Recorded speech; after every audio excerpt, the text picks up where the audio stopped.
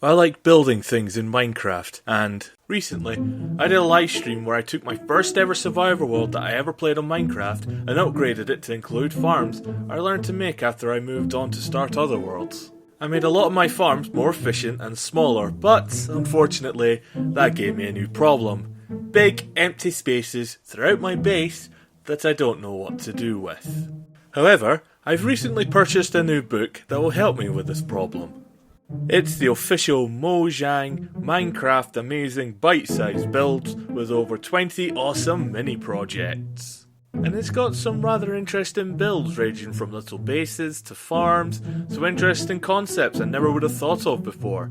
And the best part of it is, it has instructions on how to build them. So that's what I'm going to be doing today. I'm going to use this book to help give my base some variety and see if someone like me can understand the instructions clearly.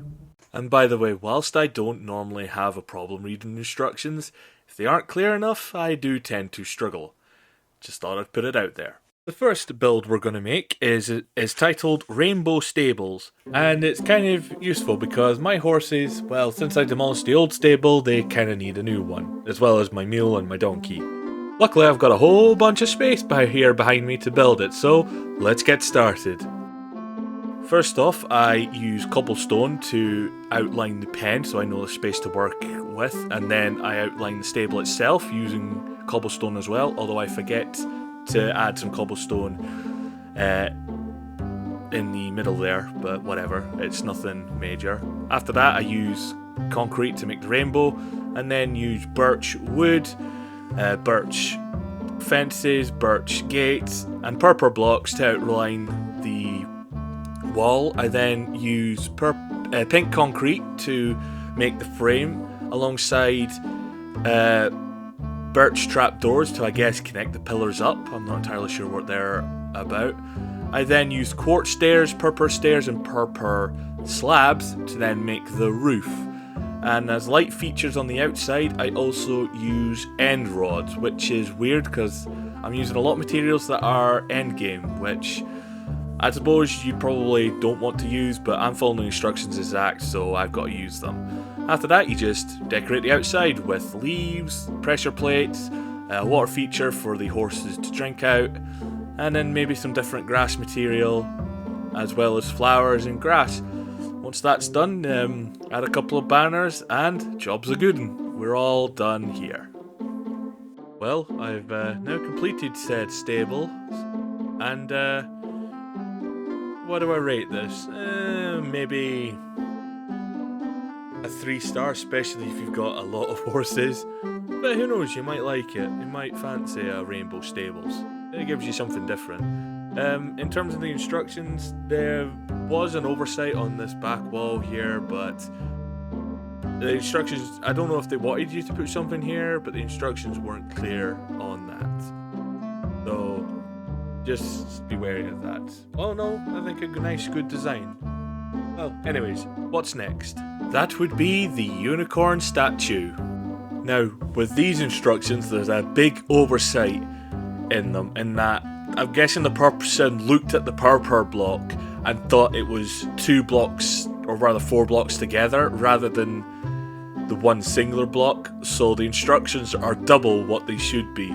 Luckily I was able to see through it and was able to build the statue accurately, but still, that should be something you should be careful of.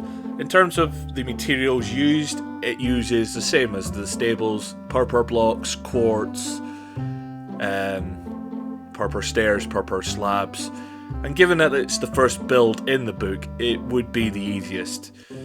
The only problem I see with it is trying to make out the instructions and trying to work out where the front hooves should go. That can be a bit of a pain, but when you work that out, it is rather a simple build, honestly. And if you build it on top of the rainbow stables, it looks fantastic. Kind of looks like you've got a shrine on top of your stables for all your horses. Looks fantastic. Not sure if you would go with the same colour scheme as I did, but I was following the instructions, so I had to use these blocks. But all in all, it looks fantastic. Up next is the Sidewalk Cafe. This was rather fun to build. The fact that it's got a good variety of materials in its construct is a plus, and the design of it looks fantastic when it's all done.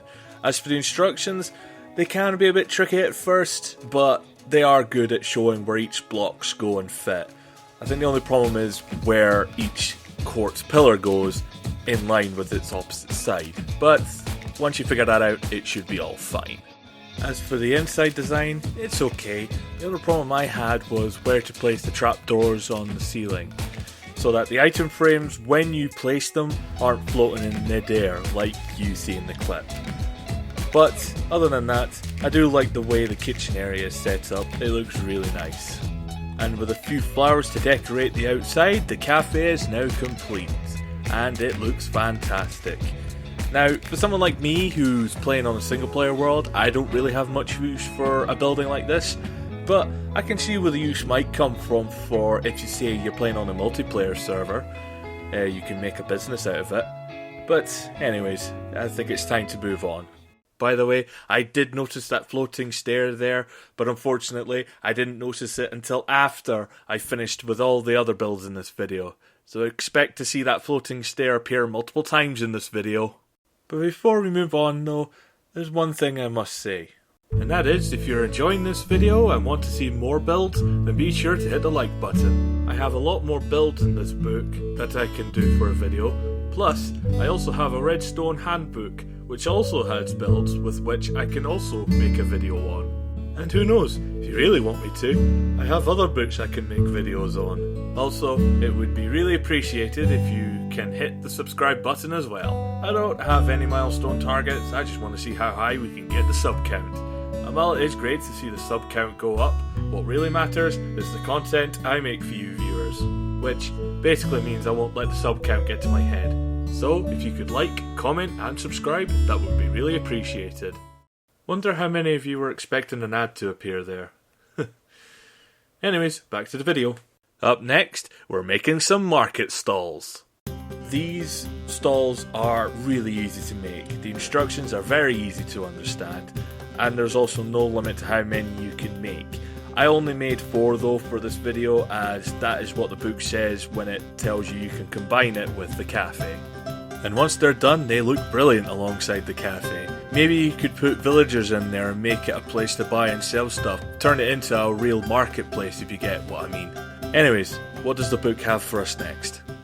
Next up, Bee Haven. Well, I mean, I already have a big giant greenhouse for the bees, so whatever, I'll just build one right next to it and it'll just stay empty. Who cares anyways?